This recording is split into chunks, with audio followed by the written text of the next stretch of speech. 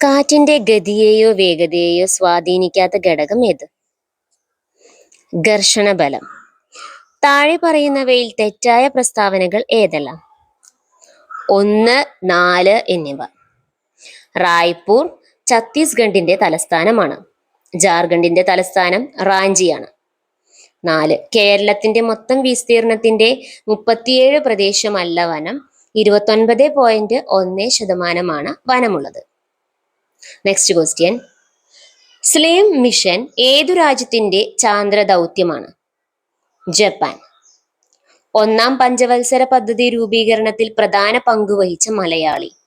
KN Raj. കാർഷിക മേഖലാ വികസനം, ചെറുകിട കുടിൽ വ്യവസായങ്ങളുടെ വികസനം, കൈത്തൊഴിൽ വികസനം തുടങ്ങിയവ ലക്ഷ്യമാക്കി 1982 നിലവിൽ വന്ന സ്ഥാപനം? നബാർഡ്.